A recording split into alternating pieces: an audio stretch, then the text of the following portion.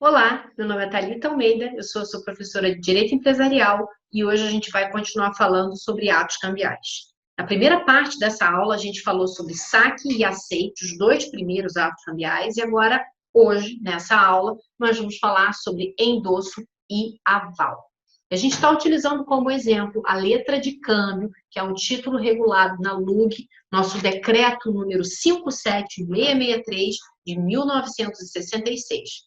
A letra de câmbio está sendo utilizada como exemplo porque é um título que a gente pode aplicar todos os atos cambiais que estão sendo agora explicados, ou seja, o saque, o aceite e hoje, agora, nessa aula, o endosso e o aval. Vamos lá.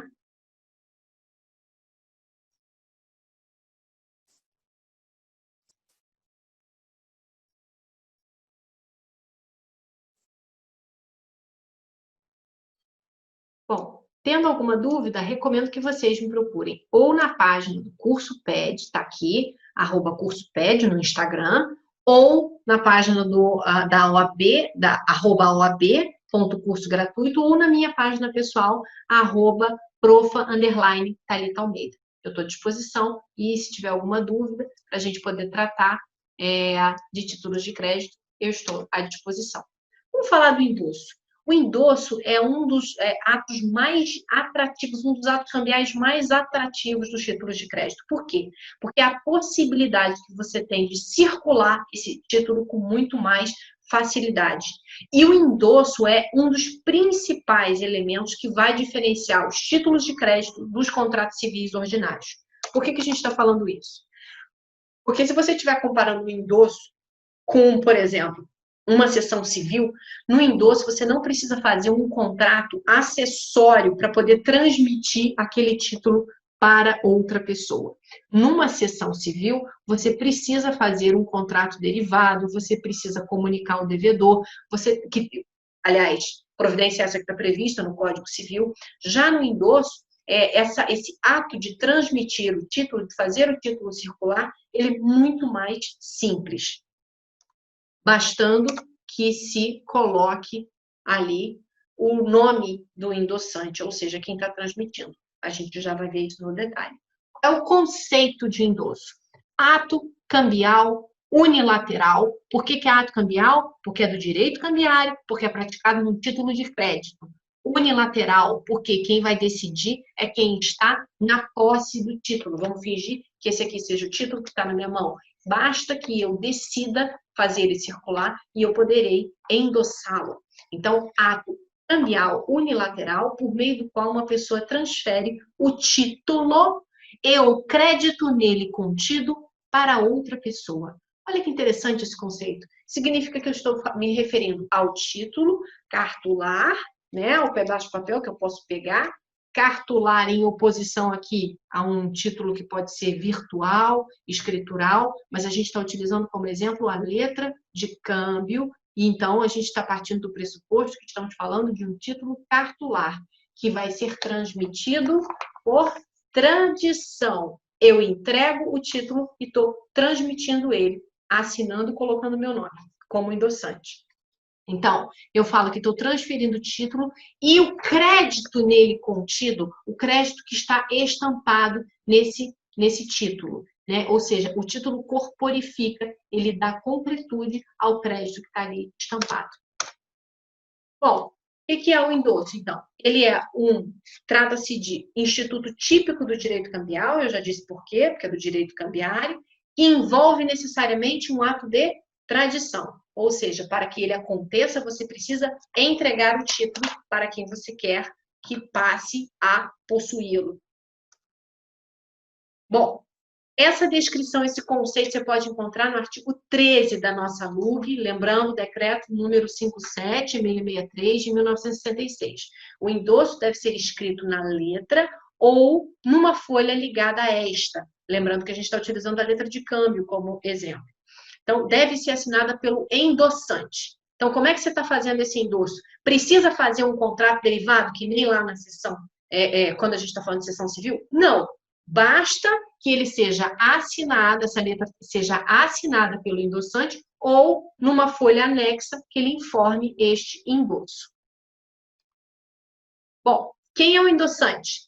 Quem transmite, ou seja, quem antes segurava o título e ostentava a qualidade de credor dele, e quando transmite, passa a ser o quê? Endossante. Passa a assumir obrigações em relação a esse título. A gente vai ver os efeitos para o endossante. O que acontece com ele quando ele endossa, quando ele passa esse título à frente. E quem é o endossatário? Quem recebe o título. Quem recebeu e passa, portanto, agora naquela cadeia, né, de figuras que intervém no título, a ostentar a qualidade de credor.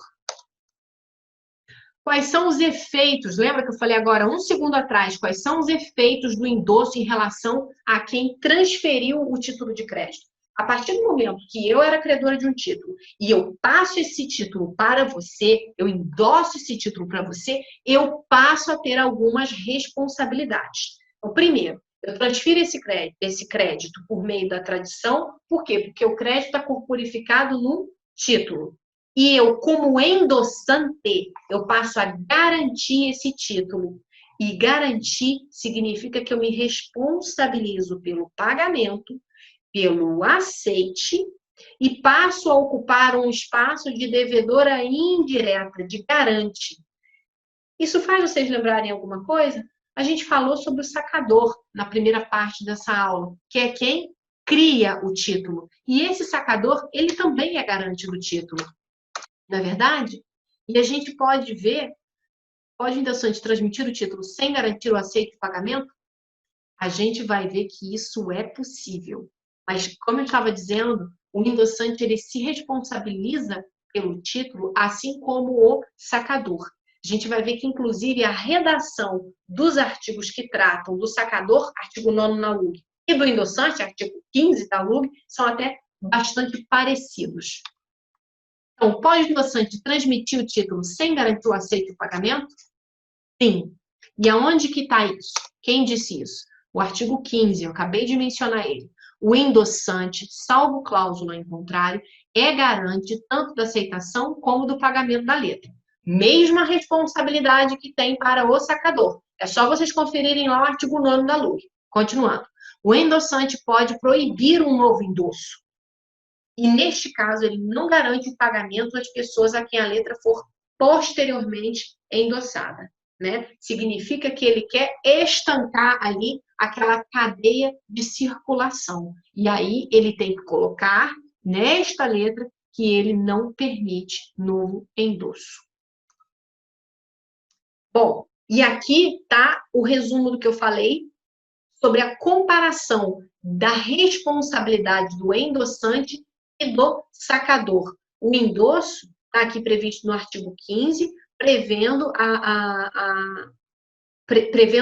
que o endossante passa a ser garante daquele título. E, nesse caso, ele deve e passa a garantir não só o aceite, como também o pagamento.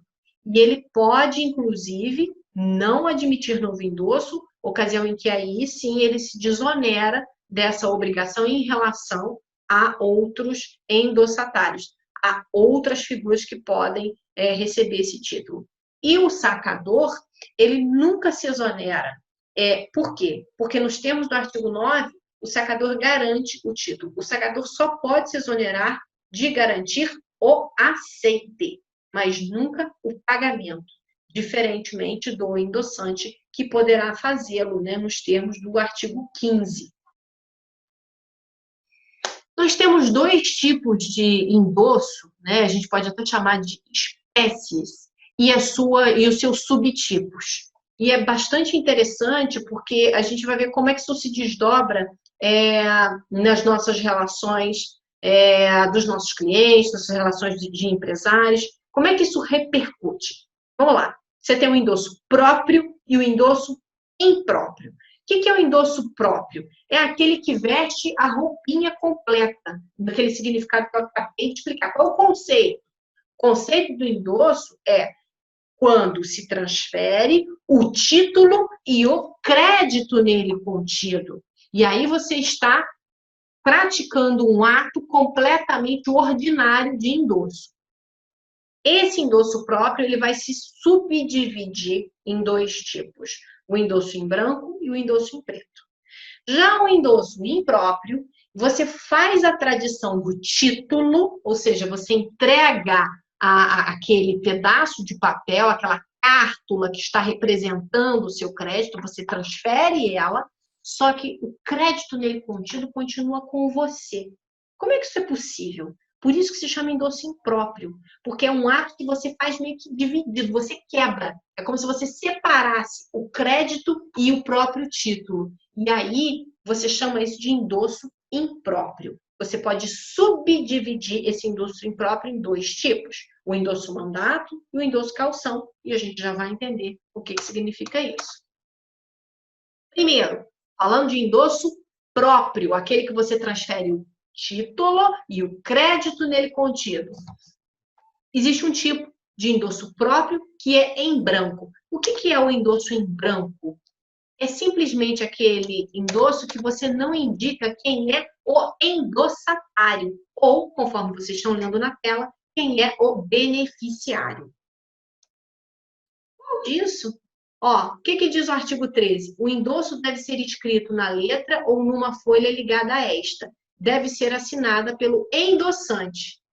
O endosso pode não designar o benefício ou consistir simplesmente na assinatura do endossante, endosso em branco. Neste último caso, o endosso, para ser válido, deve ser escrito no verso da letra ou na folha anexa.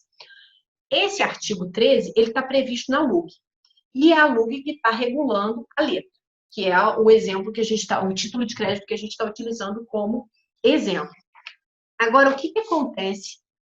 O que acontece na legislação brasileira? Desde os anos 1990, a gente tem vigendo no país a Lei 8.088, que veda a emissão de títulos ao portador. E essa vedação consta do artigo 19 dessa lei.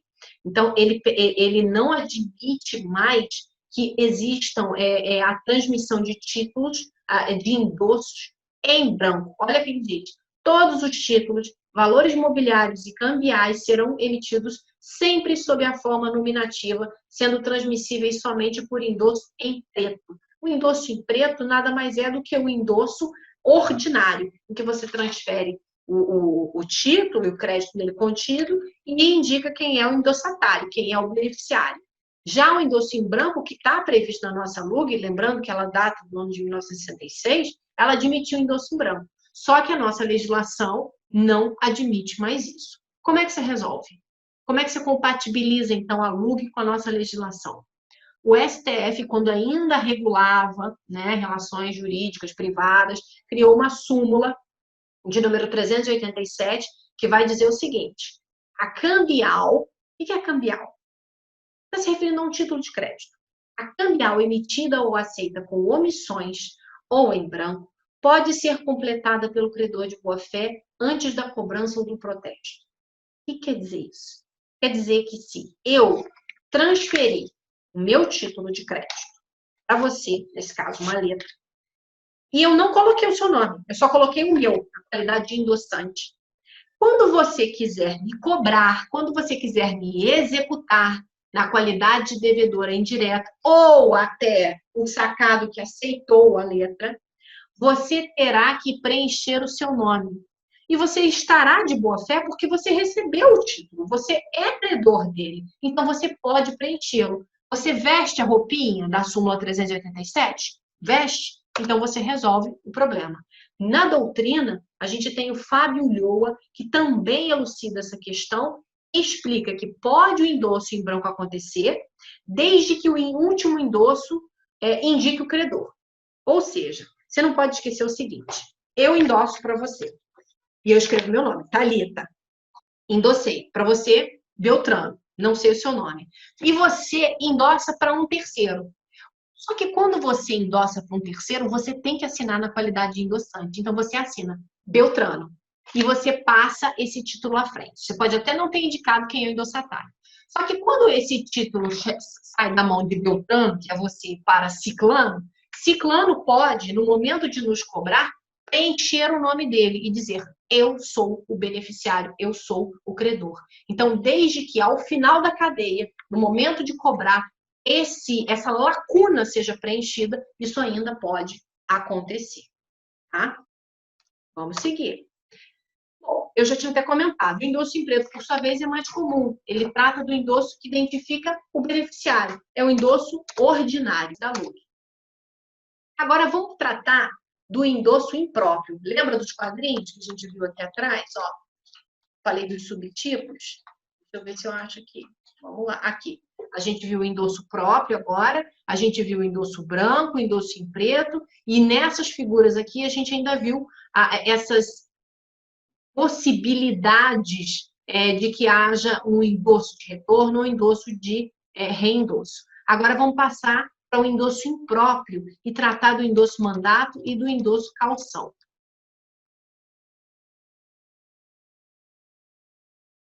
O endosso mandato, o que é?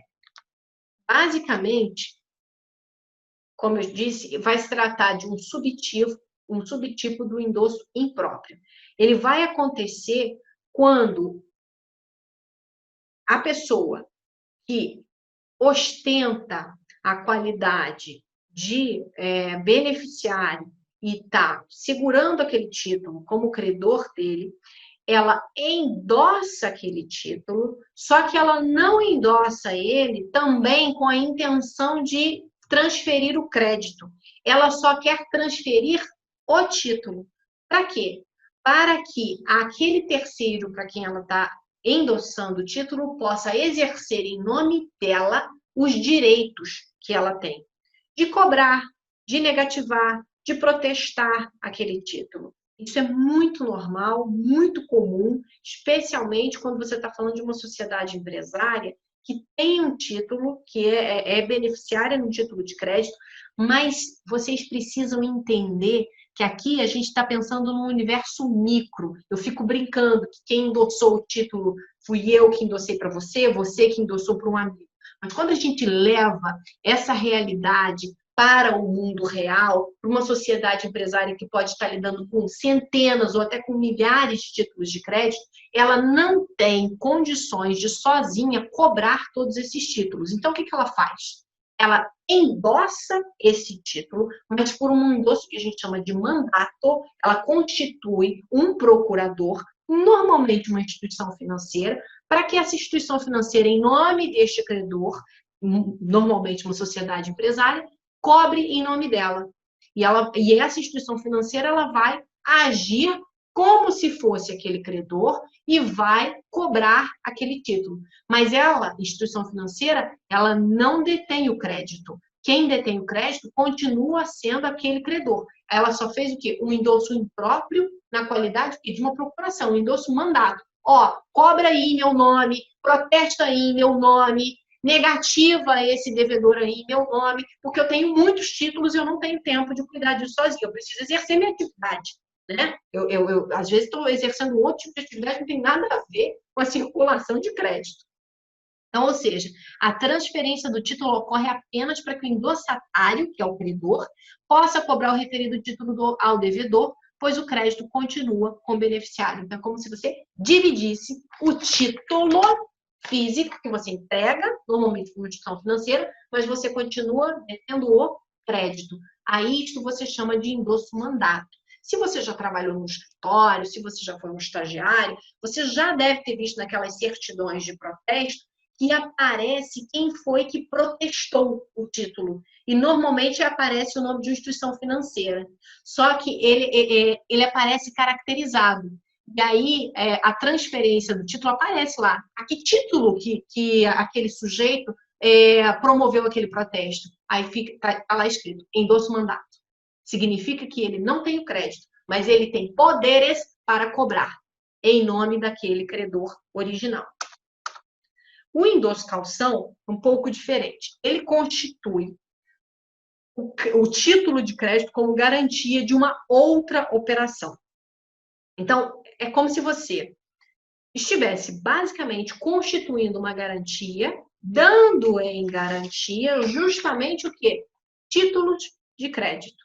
Então, você pode, em razão de uma determinada operação, ter títulos de crédito emitidos contra clientes seus, que vão vencer, e você quer, por exemplo, contratar uma linha, você quer contratar um empréstimo, porque você precisa de capital de giro para poder dar conta de todas as suas obrigações. E aí, para que você consiga obter aquele empréstimo junto à instituição financeira, você dá à instituição financeira uma garantia. Que garantia? Olha, eu tenho aqui títulos de crédito que vão vencer daqui a 1 mês, daqui a 2 meses, daqui a 3 meses, e você constitui sobre eles uma garantia. E aí você passa esse título para a instituição financeira, no que a gente chama de endosso caução, constituindo neles uma garantia. Hoje em dia, você tem, inclusive, a figura da cessão de recebíveis, e aí é justamente aqui nesse endosso calção ou numa cessão fiduciária de recebíveis que você tem muitos empresários sofrendo com o que a gente chama de trava bancária. Por quê? Porque ele dá em garantia títulos de crédito que representam para ele aqueles recebíveis e depois, quando ele não consegue dar conta daquele contrato, a instituição financeira trava aqueles títulos, trava aqueles créditos, porque ela tem em garantia do pagamento do crédito dela justamente esses títulos. E aí o que acontece? O empresário fica literalmente travado. Ele não recebe os títulos, o valor que lhe é devido por aqueles títulos, porque ou a instituição financeira travou, porque ele calcionou, ou porque ele cedeu fiduciariamente, ou seja, ele transferiu a propriedade daquele título em favor da instituição financeira. A gente agora foi um pouquinho mais longe, mas é só para vocês linkarem esse endosso com a vida real, com o que acontece, como é que se coloca em prática. É possível fazer endosso parcial do título? Olha aí, não é possível fazer o endosso parcial. O endosso ele deve ser puro e simples. Qualquer condição que seja subordinada a ele considera-se como não escrita. Portanto, o endosso parcial é nulo na forma do artigo 12 da LUG, não sou eu que estou dizendo. Então, o endosso ele vai ter que ser sempre total. Ele não vai poder prever parcialidades em relação a ele. Importante, o que é inválido não é o título. Então, se acontece, por acaso, um endosso parcial, isso não vai invalidar nem nulificar o título. O que vai ficar invalidado é justamente a tal parcialidade do endosso. Isso vai ser considerado uma cláusula não escrita, não vai ter validade. Então, o endosso sempre vai ser total. O endosso em si, ele vai continuar válido, mas ele vai para frente como endosso total. Aqui é até interessante a gente lembrar as diferenças que ajudam a compreender o que é o endosso e como é que ele se difere da cessão civil. E esse quadrinho ele é bastante didático para isso. Em comparação, endosso e cessão civil.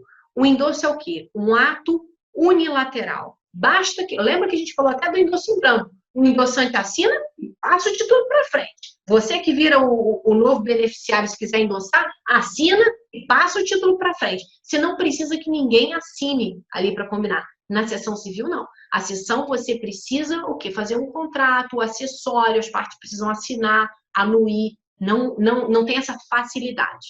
O endosso não pode ser parcial. A gente viu ali atrás o artigo 12 da LUG, não admitindo o endosso parcial. Já a cessão civil, ela pode ser parcial ou total. Afinal, é um contrato, né? Você tem bastante liberdade para poder estipular o que aquele contrato está definindo. Outra coisa, o endosso não pode ser condicionado. O que quer dizer isso? Não pode ter cláusulas suspensivas, resolutivas, não podem ter condicionantes diferentemente de um contrato. Numa cessão civil, você pode prever condições suspensivas e resolutivas para que ela se constitua, para que ela se perfectibilize. Bom, no endosso, como, mais uma vez, é um ato cambial, ele não se contamina por vícios na obrigação, original, ele acaba constituindo um novo direito em favor do endossatário, que é quem recebe o título. Já na cessão civil, você tem a obrigação acessória, porque a cessão vai ser um direito derivado de alguma coisa original. Se houver algum vício naquela obrigação original, ela vai contaminar a obrigação derivada. Bom, o endossante garante, em regra, a solvência. E o cedente responde somente pela existência daquele crédito, daquele direito, daquele contrato. E a gente tem aqui a previsão do artigo 296. Lembrando, né, que a gente tem a previsão na LUB de que o endossante ele pode se exonerar tanto da obrigação de aceitação, lá pelo devedor principal, pelo sacado, como pela de pagamento. Bom, mais uma diferença. O endosso é um instituto exclusivo dos títulos de crédito. Já a cessão civil, ela pode ser usada em qualquer contrato. Ah, então quer dizer, título de crédito também pode ser transferido por cessão? Pode. Mas o título de crédito, ele tem essa qualidade de poder utilizar o endosso. Um contrato não pode ser simplesmente endossado. Ele tem que ser cedido, seguindo as regras do Código Civil.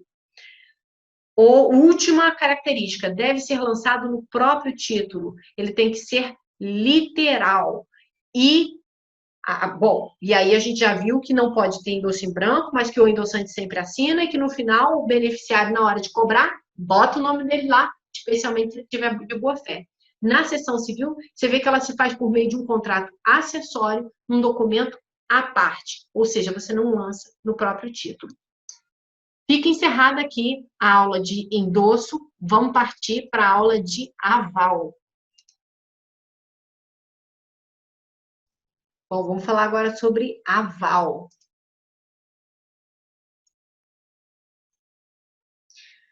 O aval é o nosso quarto e último ato cambial. Então, qual é o conceito de aval? Aval é ato cambial por meio do qual uma pessoa garante uma obrigação de outra pessoa, ou seja, é uma garantia. É uma garantia que é dada em relação a algum obrigado do título.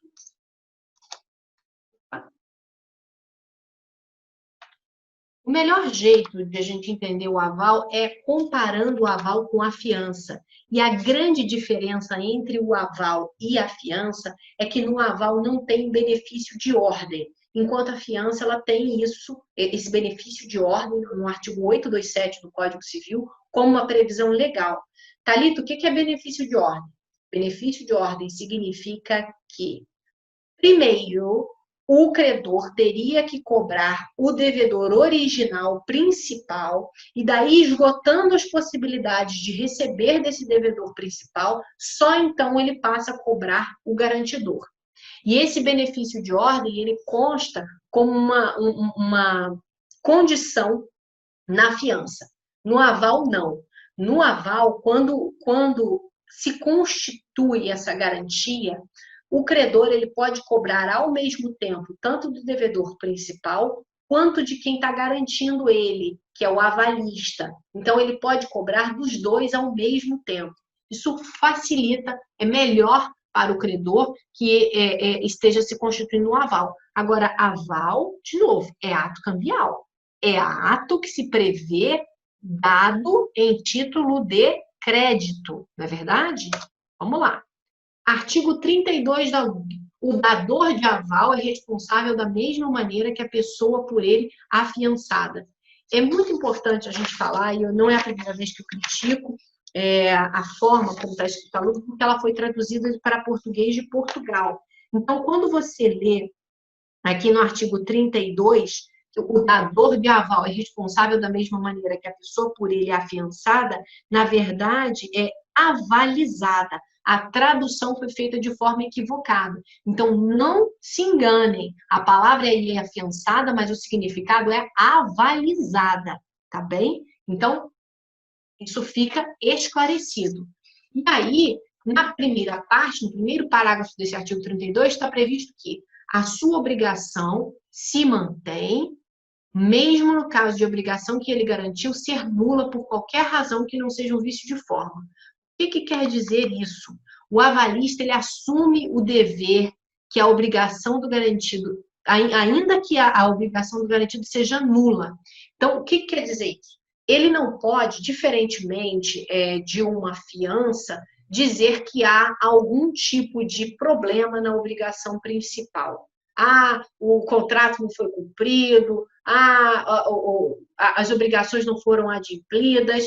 Ele não pode alegar nenhum tipo de exceção dessas. A única coisa que exoneraria este avalista seria um vício de forma na constituição do próprio título de crédito. Ou seja, se algo muito essencial na constituição daquele título faltar, aquele título perde a caracterização de título de crédito. E aí, nesse caso, ele passa a não ter mais essa proteção. O aval não tem como existir em algo que não seja aquele título de crédito. E no segundo parágrafo do artigo 32, se o dador de aval paga a letra, fica subrogado nos direitos emergentes da letra contra a pessoa a favor de quem foi dado o aval e contra os obrigados para com esta em virtude da letra.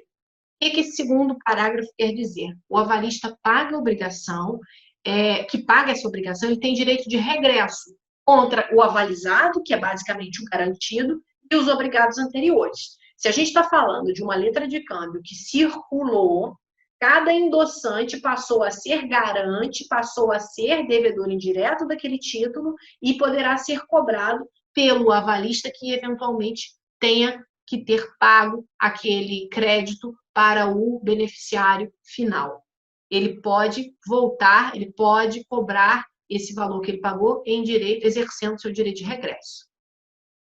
E aqui fica a estrutura para a gente poder entender do que a gente está falando. Você tem aqui um título, uma letra, que é o que a gente está utilizando como exemplo, a letra de câmbio, que circulou. O A aqui como o sacador, você tem aqui o B, o C como avalizado, que endossou esse título para o D, que D endossou para E, que na qualidade de credor conseguiu receber de F, que era avalista de quem? Do C. A gente está falando aqui nessa estrutura desse gráfico de um título que circulou. O F, na qualidade de avalista de C, pagou a quantia que era devida para o credor. E aí, o que o F pode fazer? Quando o F paga o valor devido para E, que é o credor, ele vai poder cobrar esse crédito em regresso. De quem? Ele vai poder cobrar de A, de B, de C ou de D.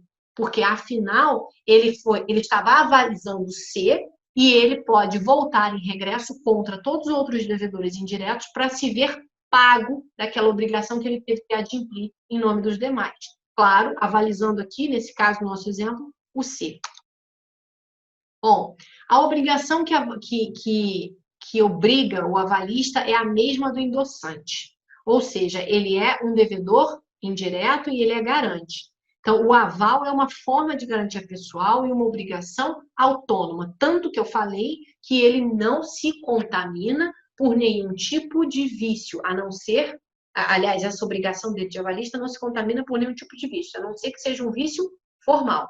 Então, porém, quem outorga o aval não afiança, avaliza. Não vamos confundir fiança e aval. Então, por exemplo, se eu tenho um devedor indireto, eu vou ter um endossante. Se eu tenho um devedor principal, eu vou ter um sacado.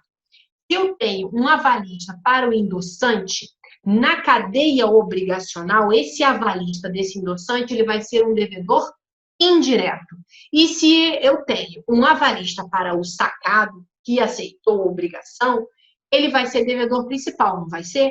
Significa que o avalista, na cadeia obrigacional, vai ser tão responsável quanto um sacado, na mesma altura que um sacado aceitante. Então, o aval, o avalista, ele vai sempre ocupar a mesma posição obrigacional do seu avalizado. Bom, a obrigação do avalista é autônoma, assim na classificação devedora ele terá a mesma qualidade do avalizado. Acabamos de falar sobre isso ali na cadeia obrigacional. E aí, você pode me perguntar assim, Thalita, por que que você está diferenciando se quem tem o avalista é um sacado aceitante ou se quem tem um avalista é um endossante lá na cadeia? Porque isso vai alterar aqui, ó, prazos prescricionais para cobrança, bem como a necessidade ou não de protestar o título para cobrar de devedor indireto. Então, uma coisa é você ser avalista de um sacado aceitante, que é devedor principal. Se o sacado não cumpre a obrigação e você é avalista dele, o credor pode vir cobrar de vocês dois ao mesmo tempo, sem nenhuma dificuldade. Agora, se você está avalizando um endossante que endossou esse título lá na cadeia, significa que o credor terá que protestar aquele título por falta de pagamento ou por recusa, aí tem que ver qual foi o motivo. Mas muito provavelmente por falta de pagamento. Mas antes dele cobrar esse endossante na qualidade de devedor indireto, ele terá que protestar. E ele terá que providenciar esse protesto antes de cobrar do endossante e do seu avalista. Por quê? Porque o avalista ele está na mesma posição obrigacional do seu avalizado. E aí? O aval pode ser parcial? A gente fez essa pergunta tanto para o aceite, tanto quanto agora também para o endosso e agora para o aval. E aí, o que vocês acham? A resposta é sim. O aval pode ser concedido de forma parcial. E essa previsão está no artigo 30 da LUC. O aval pode ser total ou parcial. Se o avalista não delimita o seu aval, ou seja, se ele não diz eu avalizo 50%, 60%, 70% do crédito aqui previsto desse título, você subentende que ele está avalizando a totalidade da obrigação. Vamos até corrigir aqui o português. Opa! O português da nossa tela. Avalizando.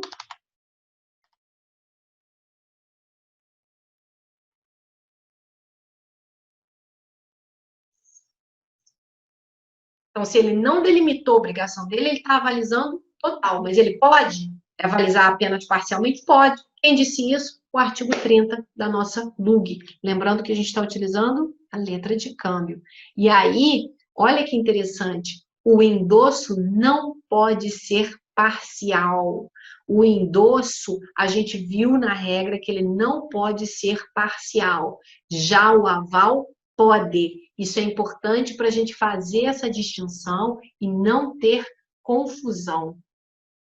O endosso, eu acho que é importante a gente lembrar que teria um problema seríssimo na cadeia, porque se você pudesse endossar parcialmente um título de crédito, você teria sérios problemas na hora de circular. Por quê? Se não tiver claro, por algum motivo, alguma parcialidade de algum endosso, o credor, o último credor beneficiário daquele título que circulou, poderia ser levado em erro, inclusive. Ele poderia deter um crédito, ele poderia acreditar estar detendo um crédito que ele não detém. Então, o endosso, como ele está transmitindo o título e normalmente, ordinariamente, o crédito nele contido, não pode pairar dúvidas sobre as obrigações que constam daquele título. Já o aval, por se tratar de uma constituição, de uma garantia, pode ser parcial ou total. Está aqui o artigo 30. A aval pode ser em branco? A gente viu essa pergunta para o endosso, né? Também temos lá umas características interessantes. O aval pode ser em branco. O aval em preto é o quê? Aquele que identifica o avalizado. Quem é que está sendo garantido? Aí você vai indicar o nome. O aval em branco, ele não identifica o avalizado. E aí eu pergunto a vocês, vamos supor que um sujeito assine uma letra na qualidade de avalista e não indique quem ele está garantindo. Quem daqueles obrigados no título ele está garantindo? Um título que foi emitido por um sacador, dando uma ordem para um sacado, em benefício de um beneficiário, esse beneficiário endossou para um terceiro, o terceiro endossou para um quarto, e aí? Quem será que esse avalista está avalizando? A gente vai ter essa resposta na nossa LUG, no artigo 31. Olha o que diz o artigo 31. O aval é escrito na própria letra ou numa folha anexa. Assim como qualquer outro ato cambial, tem que se ter uma preocupação na facilidade de lançar aquele ato no próprio título, porque senão não seria um ato cambial, meus amigos, não é verdade? Bom, exprime-se pelas palavras bom para aval ou qualquer fórmula equivalente e assinado pelo dador do aval. Considera-se como resultante de simples assinatura do dador do aval, do dador, aposta na face anterior da letra, salvo se se trata de assinaturas do sacado ou do sacador. O aval, olha a resposta. O aval deve indicar a pessoa por quem se dá, na falta de indicação, entender-se-á que está sendo dado em favor do sacador. Quem é o sacador?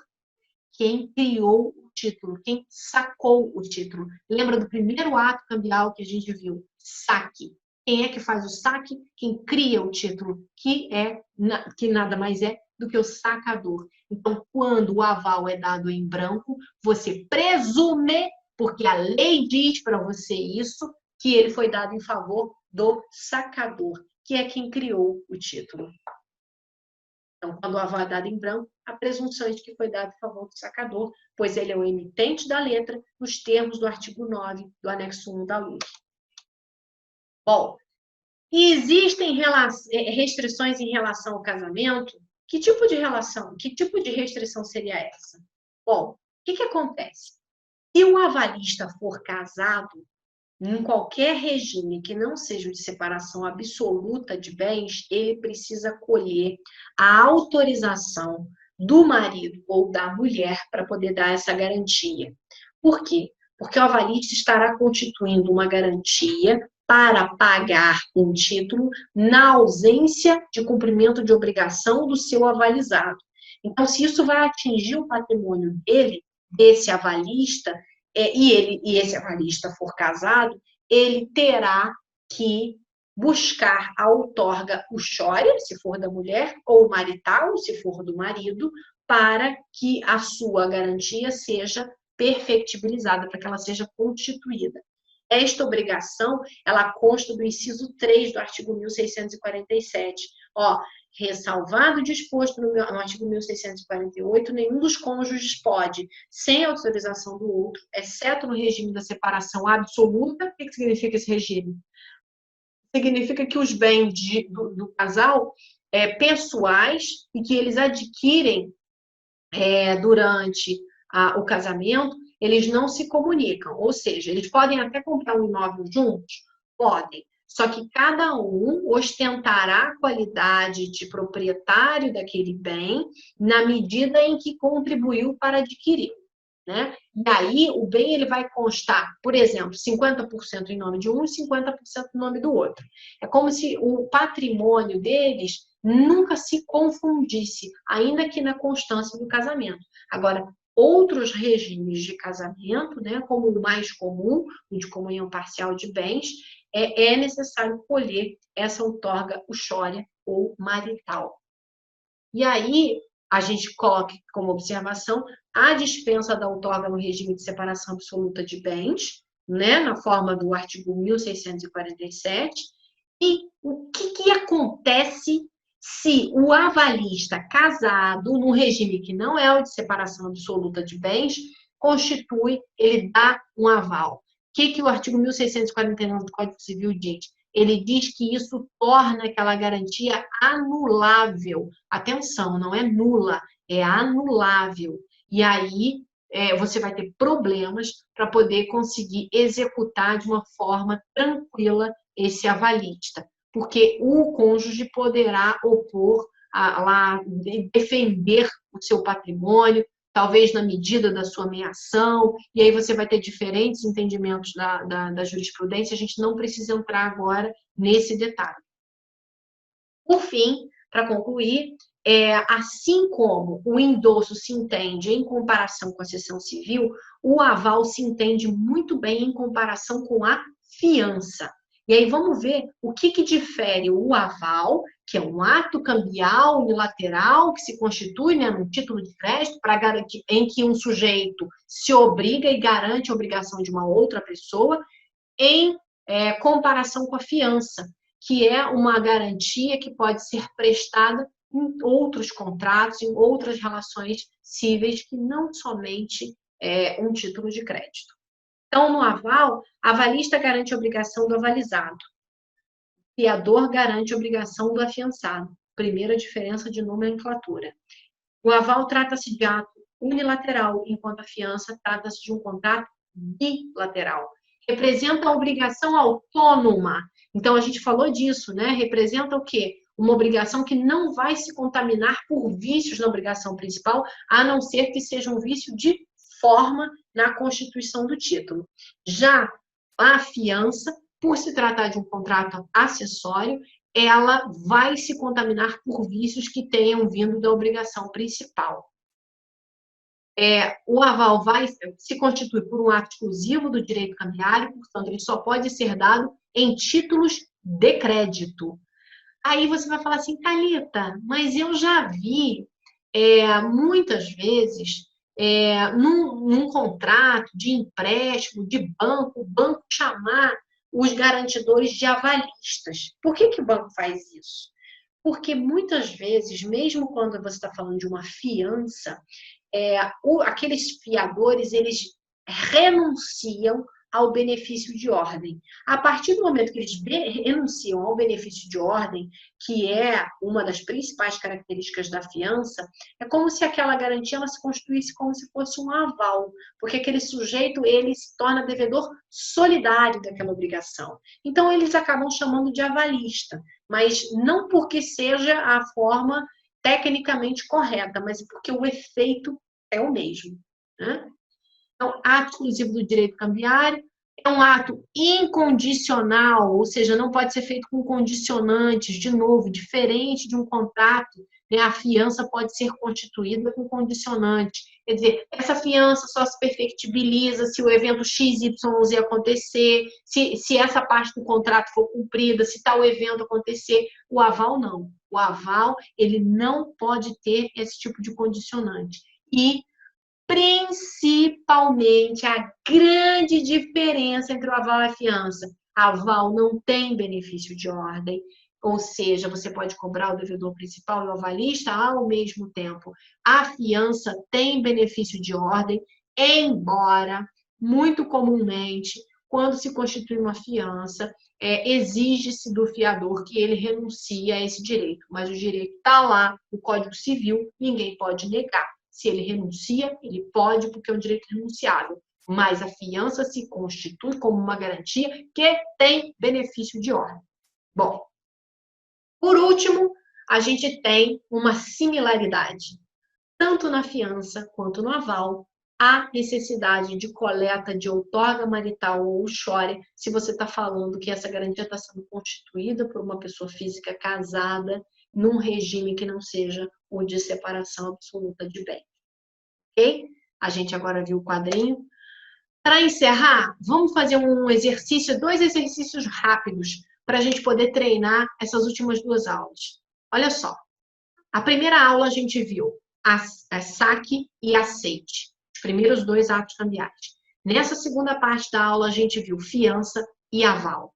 Então, vamos aqui fazer uma breve revisão. Indique a que ato cambial se refere cada uma dessas definições abaixo.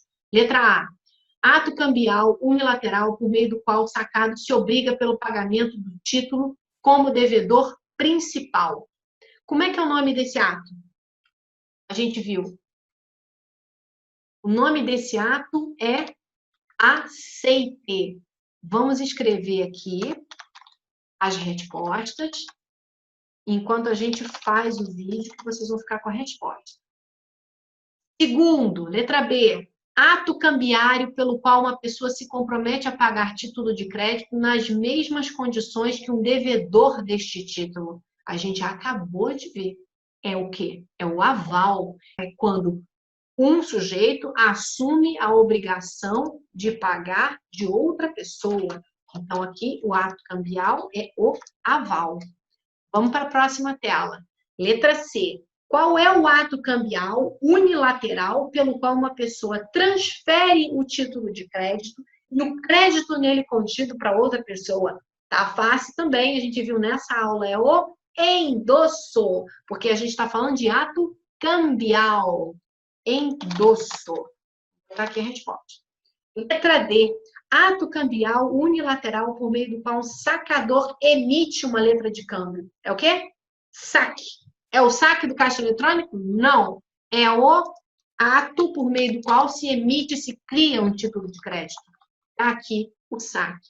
Então, todas as respostas estão aqui. Você acabou de marcar.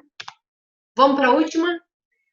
O aval, ó, questão adaptada da FGV de 2008. O aval pode ser entendido por obrigação cambial nas mesmas condições que a pessoa por ele avalizada.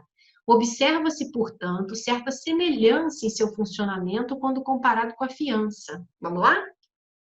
A esse respeito, assinale a afirmativa incorreta, fundamentando a sua resposta com a indicação do dispositivo legal relacionado. Essa parte aqui não vale para vocês, né? Isso aqui era só para ser uma questão de múltipla escolha. A questão, ela diz o seguinte, você tem que marcar a opção incorreta. Então, dessas 4 opções, qual é a opção incorreta? O aval possui natureza de ato unilateral de vontade? Já vimos que sim.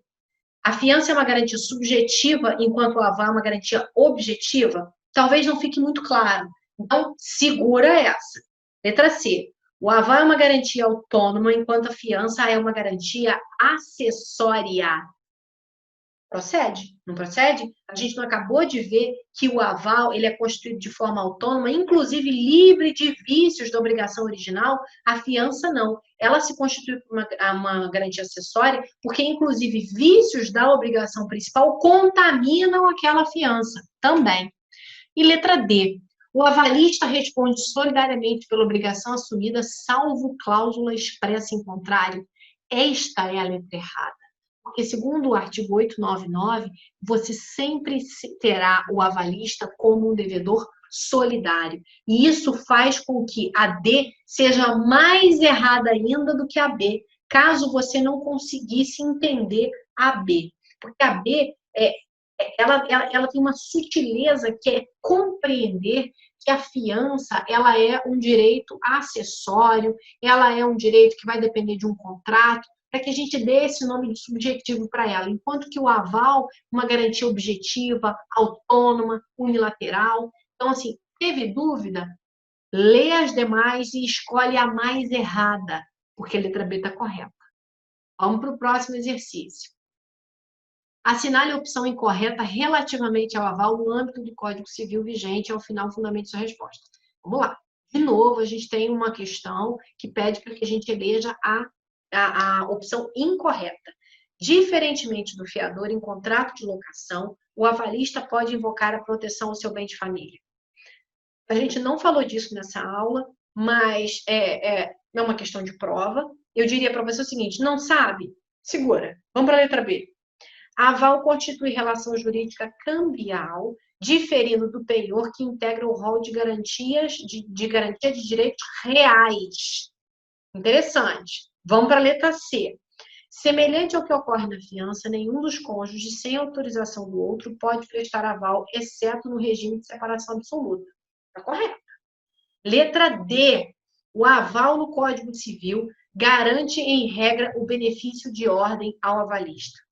Meus amigos, vocês podem não saber nenhuma das outras opções. Se está certo, se está errado, se tem dúvida, se não tem dúvida.